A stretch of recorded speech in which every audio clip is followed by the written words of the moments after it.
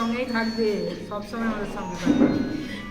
Beauty দি অর্থাৎ beauty Saha 2005 সালের 5ই জানুয়ারি সর্বশিক্ষা মিশনের স্পেশাল এডুকেটর হিসেবে নিযুক্ত হয়েছিলেন উনি। আজ ওনার চাকরির মেয়াদ শেষ হচ্ছে। সময়ের অভাবের জন্য আমরা তার বিদায় সম্বর্ধনা আজই দিচ্ছি। আমাদের হৃদয় এডুকেটর বন্ধুরা, কলিগরা সব এখানে উপস্থিত আছেন। আপনারা আজকে আমরা বিপিডিকে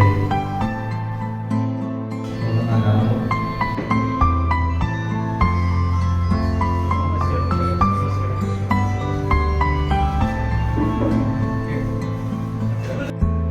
আমাদের মধ্যে বিউটি দি এতদিন আমরা একসাথে কাজ করেছি।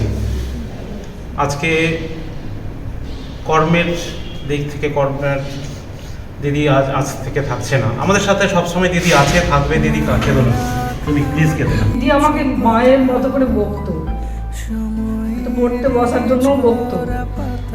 তো বিউটি দিকে নিয়ে বলার দিদির সাথে অনেক খুনসুটি, অনেক ঝামেলাও হয়েছে আমার, কিন্তু কোনোটাই আন্তরিকভাবে নয়। এবং আমরা কোনোদিন একটা দিনও না কথা বলে থাকিনি সেটার জন্য। আর দিদি খুব পড়তে ভালোবাসতো, আর আমি একটু ঘুরে ঘুরে বেড়াতে ভালোবাসতাম বলে দিদি আমাকে অনেক বকতো। এবং দিদির বকায় হয়তো আমি বেশি পড়তে বসতাম। আর বিশেষ কিছু বলছি না, কারণ আমার সহকর্মীরা আরো যারা আছে তারা আরো বলবে। দিদি, আমরা সবাই তোমার মাঝে আছি, আর এইভাবে তুমি দূর থেকেও আমাকে বলবে। তুমি কাজ কেন? দেখ, আজকে আমি এদেরকে কোনো সময় কাউকে মনে করি না যে আমার স্টাফ না। কোনো দরকার হলে আমি যে কাউকে ফোন করি যে ভাই প্রবলেম হয়েছে, আমি কিন্তু আমার স্কুল স্টাফটাকে ফোন করি না। ওরা কিন্তু আমার কাছে আপন হয়নি। কোনোদিন যে চাকরি করছি বা কী করছি এটা বুঝতে পারেন। মানে আমরা এতক্ষণ একটা মানে রহস্যের মধ্যে ছিলাম। দিনটা যে কতটা গুরুত্বপূর্ণ, আর এখানে আসার পর মানে একটা অনুভব করতে পারছি। সে বেতন কম বেশি কী সেটা জানি না, আমাদের মধ্যে যে বন্ডিং, আমরা যে একটা পরিবারের মধ্যে ছিলাম। আর আজকে একটা দিন যাচ্ছে কতটাকে ব্যথা হচ্ছে। মায়ের পেটের ভাই না হলেও দিদি যে ভাই বলেছে এটাই প্রাণ থেকে মেনে নিয়েছি।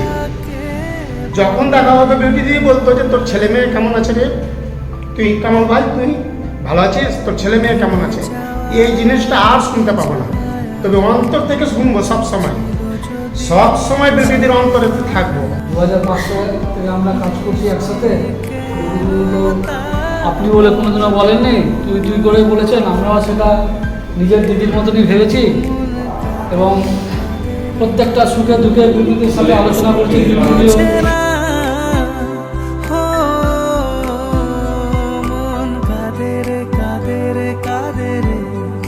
স্মৃতি মোছে না, মন ভাঙায় না, যায় না, ব্যথা বলা যায় না, সয় না, এই ব্যথা যে সয় না, সয় না, এই ব্যথা যে যেমন আমি পার্সোনালি ফোন করে সব সময় তোমার আমি খবর দিই।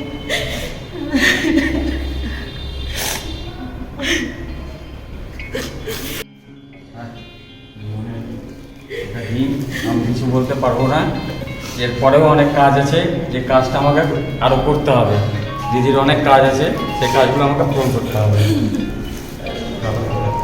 আর কিছু লিখতে পারবে, আর কিছু লাগবে।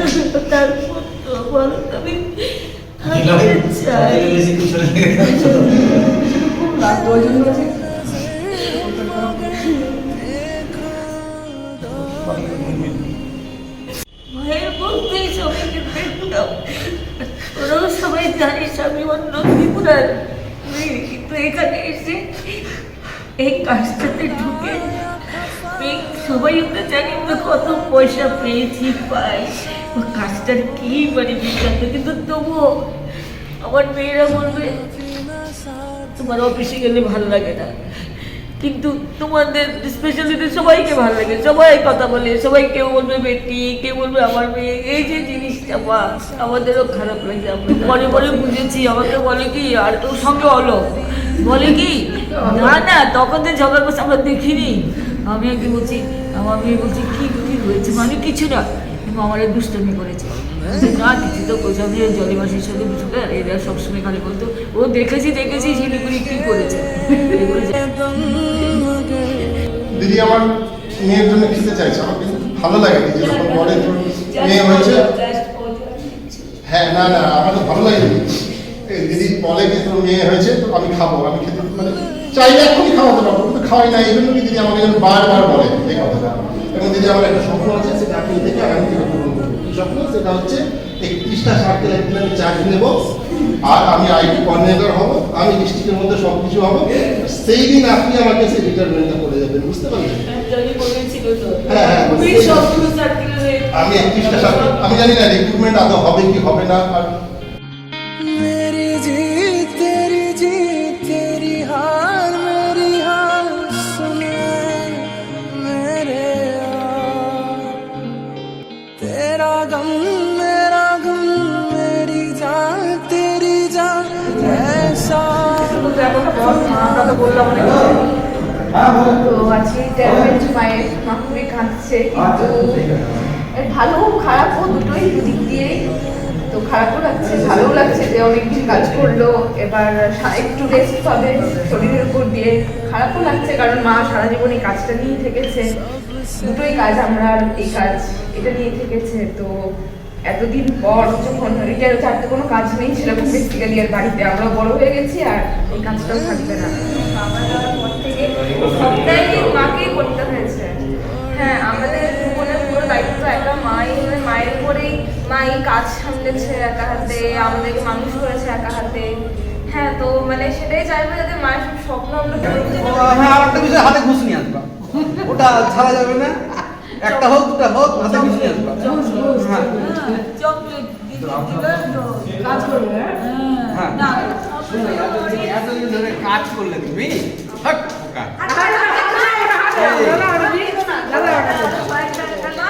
আরে বাবা কান্নাকাটি করবো, আমরা অনেক কেঁদেছি আর কাঁদতে চাই না। এত কান্নাকাটি করে কি আছে? दोस्ती हम नहीं तोड़ेंगे दम मगर तेरा साथ ना छोड़ेंगे।